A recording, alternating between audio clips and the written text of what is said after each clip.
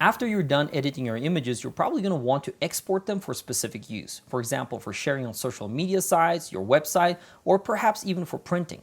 Now, I'm going to show you how to do exporting of images in Lightroom, but you could use any other software, and the things that I talk about in Lightroom Export window generally do apply to most other software, just because the concepts and the methodology that I use is going to be very similar.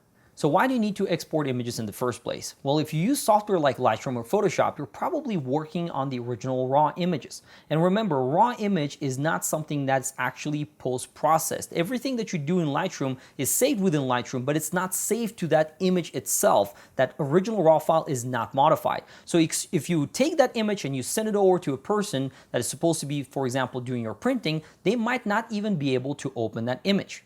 That means that you need to convert your original RAW file to a compatible format, and it's going to be something like JPEG that other people are going to be able to open and use. Now, if you're doing this for example, social media, different social media platforms will have different requirements. So you need to export images not only in a compatible format that other people will be able to, and other platforms will be able to read and understand, but also have something that is generally recommended for that specific platform. I have Lightroom open already, and I have an image that I already post-processed, and this image from Death Valley, Zabriskie Point, is now fully done. I did all the sharpening and everything else that I needed to work on, so it's ready to export. Now, as you can see on the top here, it's a pretty high resolution image, 8,000 pixels wide, 6,000 pixels high. So obviously I do not want that big of a resolution for my first export, which is going to be for Facebook. So I want to share this with my Facebook fans, and I'm going to hit the export window. I can hit Control-Shift-E, or I can go to File, and I've got Export. So here you've got a bunch of different options, and I'm going to go through these one at a time. So the first thing that we have here is on the very top, you've got Export To, and you can select email, hard drive, CD, DVD. Personally, I never choose any of these. And the reason why I don't do that is because I export it to a hard drive, then pick it up from the location on my hard drive. So in this case, I'm just going to pick hard drive here. You've got this window here on the left side that says presets, and I'll go over presets in a minute. So we're not going to go there yet, but here is the main section. So the first window we here see is the export location. And the option here is a specific folder, and you can choose these predefined ones, but I always choose specific folder because I know where I'm going to export to. And part of my workflow is creating a folder called Lightroom Export, and I always have this on all of my computers. And the reason why I do that is because I need to know just one location where I'll always export to. So if I click choose, as you can see on my C drive, Lightroom Export is empty. I'm going to go ahead and select the folder. The nice thing here is that once you choose a folder, if you have specific shoots, you can actually select this option, put in subfolder, and name it. So for example, if I say I'm going to name this Death Valley, it's going to create another folder under my main folder Lightroom Export called Death Valley. In this case, I really don't care for that, so I'm going to uncheck that. And then you also have the option to add the image after it's exported to a catalog. And this is something I never do, and I do not recommend that you do, because you're going to end up duplicating your efforts. You're going to have a RAW file and a JPEG file, basically the same image, in your Lightroom catalog. As I've said before, I normally just use Lightroom for doing my post-processing in RAW images, and I do not store my extracted JPEG images there. So I'm going to skip over these options, and then you're going to have another option here that says if you have an existing file and it's already been extracted and it has exactly the same file name, what do you want to do? And here you've got the option ask what to do. You could override without warning, skip, and choose a new name. So I always select this ask what to do. All right, so next we've got file naming. And file naming is something that if you follow the workflow that we recommended, which is to, when you import the images, you rename the images on the fly. I already have my image named the way that I want, but you still have the option. So if I don't want to do anything and I want to extract the image the way it is, it's going to keep this 2016-01-13 Death Valley trip -0057 dot, and then whatever extension I use depending on the type of export that I choose here underneath. So if you want to rename it, you would have to check this, and you can give it different names, and you could even define your own preset that you created before, and this is your option to do it from here. So I'm not going to worry about this, and I am simply going to uncheck that. But you can also choose, for example, the lowercase or uppercase for the extension that it's going to create. Next is video. Obviously, this is not a video. This is just an image, so everything is grayed out. I'm going to just collapse that. All right, let's talk about file settings now. And the first option that I've got here as a drop down is image format. And as you can see, I have a bunch of options. Now, original is the original raw file. I don't need to re-extract it from Lightroom. DNG and PSD are Adobe's formats. I practically never use those either. But the two that I use the most are going to be TIFF and JPEG. So let's talk about TIFF first. So TIFF is something that is going to be acceptable for printing, for example. And the reason why is because TIFF can retain all the image quality without losing anything due to compression. Although you have the option for compression, it's not actually going to reduce the image quality itself. It's going to just make the image a little bit smaller. Then you've got the options for color space, which again, depending on who you work with, you have the option to embed sRGB, Adobe RGB, and even ProPhoto RGB that is the highest color space between these three. Then you've got the option for bit depth, and some images contain up to 16 bits of information here, so you can store that, or if you go lower, you can just extract in 8 bits. Now, extracting in 16 bits is going to make the image much larger in size. But the reason why most people don't use this option is because, like I said, it's going to generate enormous images. So if the printing company is going to be able to accept TIFF files, you actually want to extract images in this specific format because it's going to provide the best quality. So the next option is going to be JPEG, and this is the one that you're probably going to be using the most. Now, when I selected this JPEG option, as you can see, now I have another setting here called quality. Now, JPEG is going to be much smaller in size than TIFF because it has the ability to use different compression, and you can go all the way from 0 here in terms of quality to 100. Now, 100 is the best possible quality. When you use that, it's going to generate large images. But when you go all the way to 0, it's going to generate smaller images. However, the images are going to lack a lot of detail, and most of the color information is going to be lost because there's so much compression taking place that it's not going to look good. So you have to pick a value that works the best. And you might be wondering, well, what is the best value? Obviously, you've got from 0 to 100, it's just too many numbers in there. Now, we wrote a specific article that addresses this question. If I go to the website, this article is called JPEG Compression Levels in Photoshop and Lightroom. In Photoshop, you have JPEG compression levels from 0 to 12, and then in Lightroom, you've got 0 to 100. Now, they have equivalent values. So for example, if you say, well, if I export an image in Lightroom, say in value 100, you might be wondering, well, what's the difference between that 100 and 95? And the answer is, there is no difference. I wish Adobe kept it in line with what they've been doing in Adobe Photoshop, but long story short, a value of 93 to 100 is going to yield an identical image in Lightroom. So keep this in mind as you do this. If you are wondering about these differences in percentages, if you look at this table, you will know what these percentages actually represent. So what is the best value? Well, unfortunately, there is no quick answer for that. And the reason why is because it depends on the type of the image that you're working with. For example, if you have an image with a blue sky, there's probably going to be some variance between one side of the frame to the other. The sky is probably not going to be evenly blue. And in that case, what you might see is if you choose too low of a value as you do the quality, when you export the image, you might see something called posterization. And the effect of posterization is something that's going to be very pronounced and visible because you're going to see one shade of blue, and then there's going to be a kind of a separation between that and the next shade of blue. So it's going to potentially result in these weird looking posterized images. So depending on the type of the image that you work with, you might want to play with this quality setting.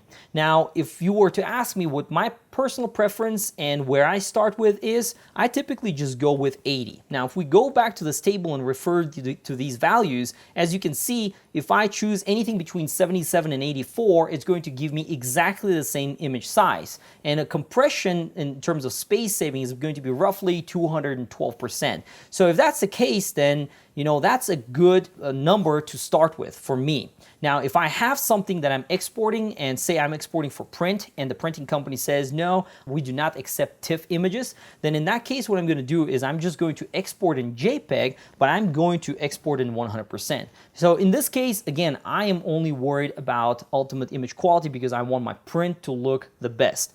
But for web use, I never use 100. And the reason for that is because if I export something in 100% quality, a social media platform like Facebook, for example, is going to look at the image and it has its own algorithm. As you upload the image, it might say, well, the image has a small resolution, but the image size is too big. And it's going to go ahead and apply compression anyway.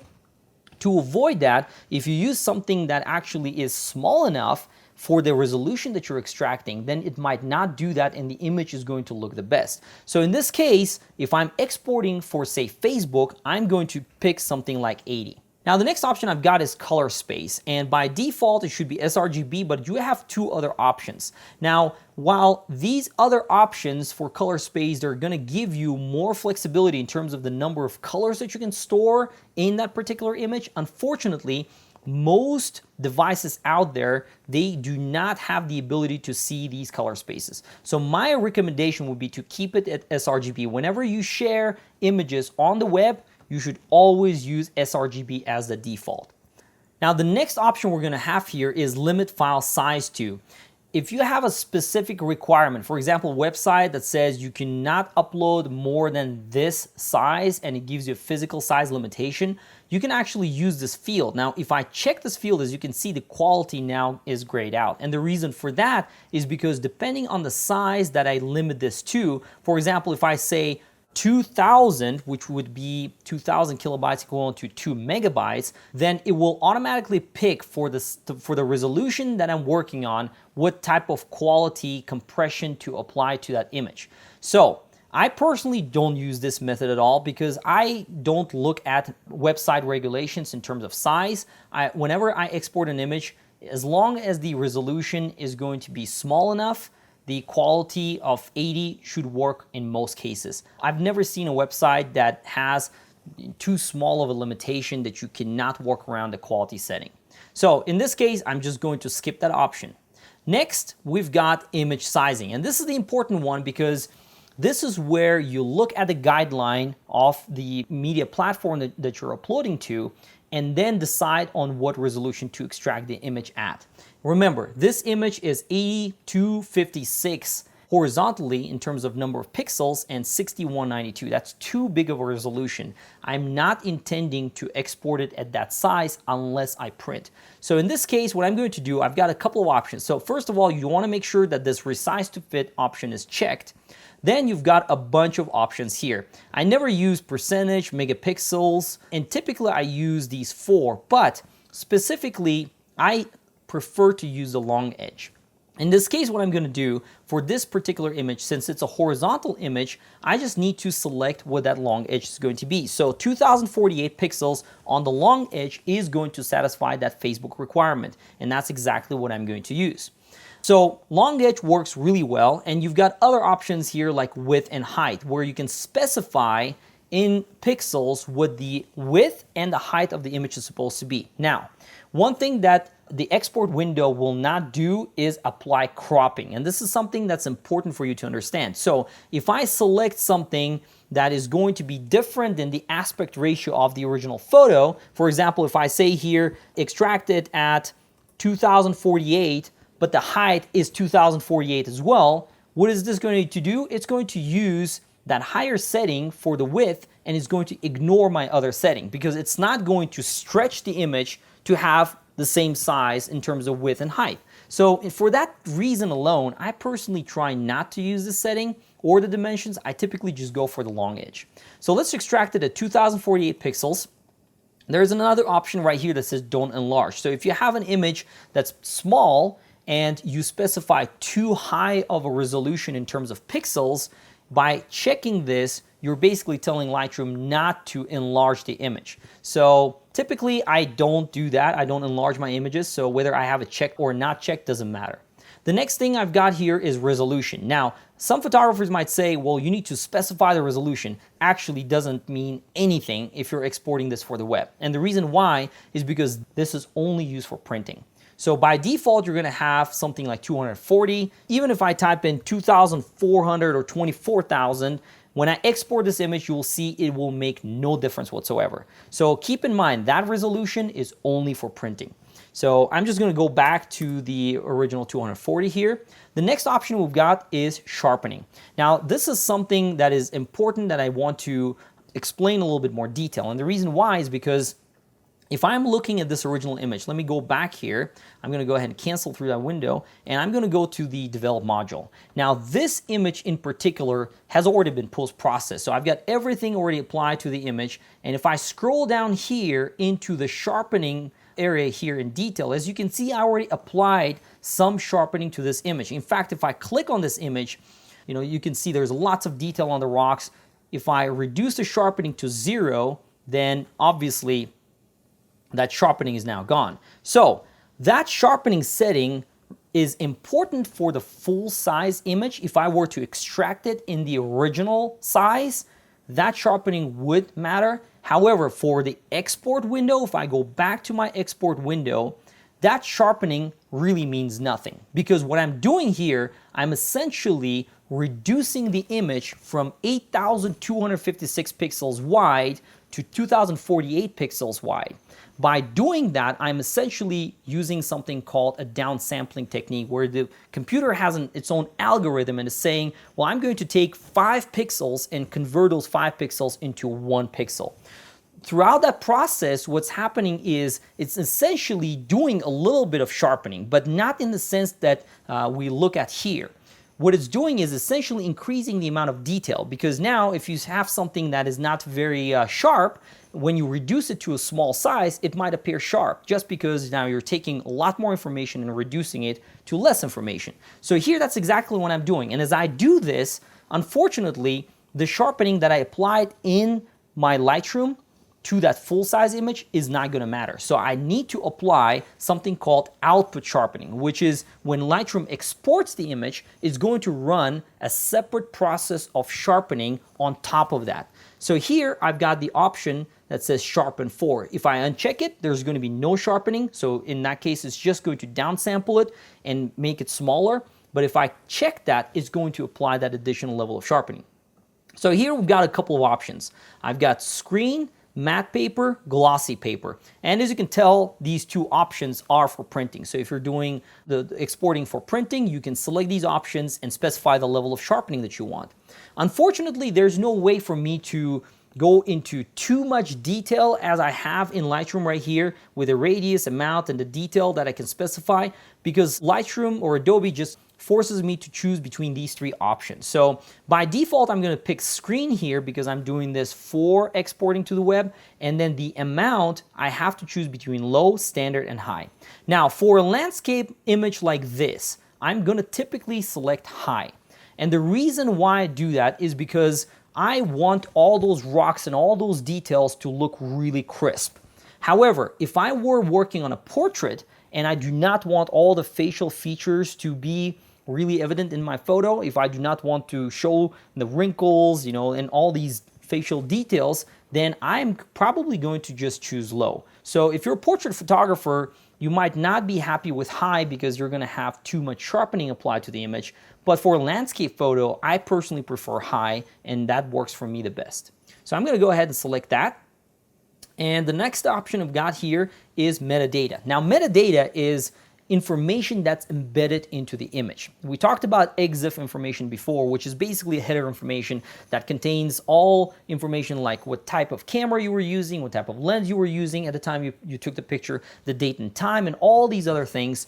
All that information is called metadata. Now, there's additional layer of metadata that you can add in Lightroom, and all of that information like copyright and maybe even other potential information that you might want to insert into the images, all of that is called metadata, and it's stored right here, and I can actually choose between different options. So if I choose all metadata, whatever information I put in there is going to be extracted with the image. And it's potentially even going to take things like keywords as part of that image. So if I do not want that, I have several options here. I could say, you know what, give me all except camera and camera raw info, which is going to basically keep my copyright information and other things, but it's not going to preserve the camera information. Another option is copyrighted contact info only, and this is something that Lola, for example, my wife, when she extracts images, that's what she uses because she wants to retain her copyright and contact information in each image that she extracts. Or you could just do copyright only. So for this image, I don't mind extracting all that information that came with it, but if you wanted to retain smaller size, if that image is not going to contain all the metadata, it's going to be just a little bit smaller. So it's totally your choice. I typically go with all metadata, but if you do not want other people to see what camera you used and all these other things, you could select copyright and contact info only. So when I select that, as you can see, these options are grayed out. But if I do all metadata, I do also have the option to remove specific things. Like I could say write keywords as Lightroom hierarchy, remove person info, or remove location info if I have like GPS information stored in the image. So I could select that, and Lightroom will automatically discard that information as it extracts the image. Next, we've got watermarking. Now this one is, we're gonna have to spend a little bit more time explaining this, and the reason why is because there's lots of different options underneath. So if I check this watermark, what it's going to do is I have the option in Lightroom as it exports the image to embed my watermark information into that image. And I can do it in several ways. I can put in some text information, just something as basic as copyright Nassim Mansourov, for example, or I could do my existing image. If I have a logo for my business, I could use that logo to embed into each image. So let's go over these options real quick. I'm going to go ahead and click on this field, and I'm going to edit watermarks. So here, like I said, I've got a couple options. So first of all, on the top, you've got different ways you can actually save your watermarks, and I'm going to do that in a second. You've got two options for the watermark style. You've got text and graphic. So I'm going to choose text for now. So if I wanted to do something as basic as copyright, and then just maybe put a C sign, and then put in my name, I can do that. And now I can resize that, so I can make it smaller or bigger, as you can see. And I've got the other option of moving it around. So I've got a bunch of different options just for text here. Let's go through these real quick. So under text options, I can select the font. So by default, it's Myriad Web Pro right now, which I don't mind. And then the style, you can bold it. You can, do all that italic or whatever you want. So I'm just gonna pick italic for now. And then you can align it. And this is just basically the text alignment as in software like Word. You can select a different color. So I can choose between different colors here. And if I move this up, as you can see, I have all these options for different colors. So let's just say I'm gonna make it red. In fact, no, I don't like that. I'm just gonna go plain white. And then here you've got different options. So you could say, I want to add a shadow. And if I check that and uncheck, you can't really see it from here because it's a little bit small. So if we just make it a little bit bigger, in fact, let me just make this window just a tad larger so we can see more detail here. There we go, that's much better. All right, so here, if I click on the shadow, as you can see, you can tell that the software is adding a shadow right behind that. And the nice thing is you can actually change the offset, so you can move that shadow closer or further away, do the radius and all these things. So I personally don't play with this too much because I don't work with text watermarks, but as you can see, you have plenty of options on how you want to do it, even change the angle here. So let's reduce this. This is way too big and I don't like that. So you normally want to have something like that. And then further down below, you change the opacity. So I can go from 0 all the way to 100. You typically do not want to do 100 and just have maybe a slight overlay there, maybe something like 70%. And then you can choose the size here. And as you can see, it's a similar thing as I was dragging earlier. So probably want to keep it a little bit smaller there. And then you've got also other options for moving it around. So if I wanted to just move it further down and then move it up a little bit, I can do that from here. Now another one right here is an anchor, and right now it's going to apply this copyright watermark on the bottom left side of the image, and that's because it's selected here. So if I wanted to move that around, as you can see, I can actually move it to pretty much any area of the image. And the reason why this is important is because typically you'll have images where wherever you're placing the watermark, maybe it works really well for this image, but if I have another image where maybe there's something important where the copyright watermark is, I might actually want to move it to another area. So typically what you want to do is you want to create different presets and put the anchors in different locations. And I'll go through that in a second as I talk about the graphic option. So text, like I said, I personally don't use it, but if you don't have a logo for your business, then it works as well. So I'm gonna go ahead and select graphic. And the reason why is because I do have a logo, and it's stored right here on the logo folder of my computer. And as you can see, this is just a Photography Life logo. And the nice thing about this is that it's an image and it looks much nicer than just pure text. So in this case, I can actually do the same thing. I have all these options grayed out because it's no longer a text, but I can still work on things like opacity. So I can make it as bright as I want, or just change the transparency to something like 50% so that it's not as visible.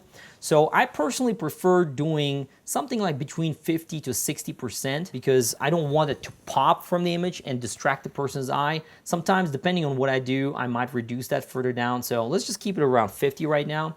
And then here, the size, obviously you do not want to have something massive. So typically you want to have something smaller. And in this case, maybe let's just do something like 10. And now the next option is the anchor. So what I'm going to do is I'm going to start from the top left and I'm going to create a preset. So everything that I've done so far, the nice thing is I can actually now save it as a preset. So I'm going to save it as a preset and call it PL-top left because that's where I'm placing it. I'm going to go ahead and create. Then I'm going to place that to the right and I'm going to save it as a new preset. All right, so now that I have 4 of them created, what this allows me to do is once I click done, now I have the option to select that. And again, depending on the type of the image that you're working on, you might want to move it around. So if for one image, the bottom left is gonna work, for another image, maybe top right is gonna work better. So in this case, I don't mind the bottom left side. So let's go ahead and select that. Then the last option here is post-processing. Now here, I've got a bunch of options, and if you want to export an image from Lightroom and then open it up in Photoshop and do some further work on it, you can actually have that option here. But I personally don't do that. There's really no reason to do that for this particular image. But you have the option to even open it in another application if you want to. What I typically do is I select Show and Explore. And the reason why is because after I extract the image, I want my computer to show me where the image was extracted to. I already know where it is, but it just saves me the extra step of going through and do that on the computer. So we've got everything ready. Now, the next thing we want to do before we hit export, all that work that I put into this, let's just save this because I'm doing this for Facebook, and the nice thing about everything that I've done so far is that I can actually preserve all the changes specifically for Facebook here. So I've got the option here to name the preset. I'm going to type in Facebook and I'm going to go ahead and click create. Now, everything that I've done is saved under Facebook and it's saved all these different options. So let's go ahead and export. There we go. So the image has been exported. So let's take a look at it now. I'm going to go ahead and double click it. And as you can see, the watermark is there. The image looks nice, but there is a problem. And if I go ahead and go back to Lightroom, you can see that the colors of the image here are way different than the colors here. Why is that? My photo application here does not read color profiles. So when I extracted the image, it saved the color profile, that sRGB, into the image. And this software in particular does not understand colors. So it's basically not color managed. Because of that, the image appears very different. So if you extract the image and it looks completely different, just bear in mind that your photo application might be the one to blame. Now, if I go back to my Chrome here, and Chrome is a color managed browser, and if I press Control-O and navigate to that image and open it up, Look at that. It looks exactly the same as it does in Lightroom. There's no difference. Again, the reason why is because Chrome, the browser, can actually look at the image, extract the color profile from the image, and then apply it to the image. That's why it looks fine. So just keep that in mind as you work with images. You might be frustrated just because the images appear different in color. But in reality, it's not because the image is extracted differently, it's just because your application can't view it properly. Now that we have our image extracted for Facebook and I'm ready to post it, let's actually create a couple of more presets. And this time what I'm going to do, I'm going to open up the export window, and we're going to modify these settings a little bit. I want to create 2 presets for printing specifically. So what I'll do is, for the first one, I'm going to create one for TIFF, and this one is, like I said, is going to generate a large image, because when I export for printing, I'm not going to downsample the image, which means I'm not actually going to use this image resizing option. This is something important because obviously I want the image to be in highest resolution possible so that I can make the finest and the most detailed print. So in this case, and again, it depends on your printing size, but we're not going to go into those details. So in this case, I just want to export in full resolution for print. What I'm going to do is I'm going to pick TIFF. Now, the next option is I want to uncheck Resize to Fit, because I want to extract this image in its full resolution. Next, we've got output sharpening. Now, this is the important part, because what I'm doing right now is I'm telling Lightroom to export the image as is. And I already have sharpening applied in Lightroom. As you can see here, 50, 150, and I applied a little bit of masking. If I extract it and I have the sharpen turned on, it's going to extract the image with those sharpening settings, and it's going to apply additional layer of sharpening, which I obviously do not want. So I'm going to go ahead and uncheck that. And the rest of the stuff, I obviously do not want my copyright there, so I'm just going to go ahead and uncheck that watermark there. And we're going to go ahead and click Add and save this as print. And in brackets, I'll specify that this is TIFF format. So go ahead and create that. So now this option is going to be good for TIFF. I'm going to create another one, which for most labs that you would be working with, you're probably going to have just the option to upload JPEG images. So let's go ahead and create another one. For this one, I want everything in highest resolution possible. Size of the image doesn't really matter. By default, I'm going to still keep sRGB as the option for color space, unless the lab tells me otherwise. And then here, again, we're not going to resize the image because I want everything to be in highest resolution possible. And then no further changes to sharpening here, and no watermark. So let's go ahead and add, and I'm going to call it print JPEG. All right, so now that we created them, the nice thing about this is that I've got these presets saved. So if I click Facebook, all of the images, all of the settings that I've actually previously worked on are still saved, including my watermark. If I click JPEG, everything, as you can see, applies to JPEG, and then TIFF is the same way. So let's go ahead and do a sample extraction of a print size JPEG, and let's see the difference at 100% quality at the highest resolution. I'm going to go ahead and click export. We're going to use a unique name because Lightroom is smart enough to know that I already had an image there before. I do not want to overwrite it, so we're going to click on use unique names. And as soon as it's done extracting, now this is going to take a little bit longer because it's now obviously rendering far more pixels in this image. So let's take a look. All right, so look at that. That image with 8,000 pixels at 100% quality just made a massive 40 megabyte file. That's huge. So if we open this image up, as you can see, it took even a little bit longer. But if I zoom in now, you will see a lot of details compared to the other image. As you can see, it's super, super high resolution image. And all those sharpening settings that I applied to the image, they're visible here. Let's just summarize everything that we've done so far. So the export window can be complex. There's a lot of stuff that we talked about here. But the most important thing is, no matter what type of media platform you're trying to export your images to, it's always a good idea to save these as presets. So I went ahead and created 3. On my normal computer, I would have one for Instagram, one for my website, for example, where I have completely different resolution. That way, I don't have to mess with any of these settings as I export.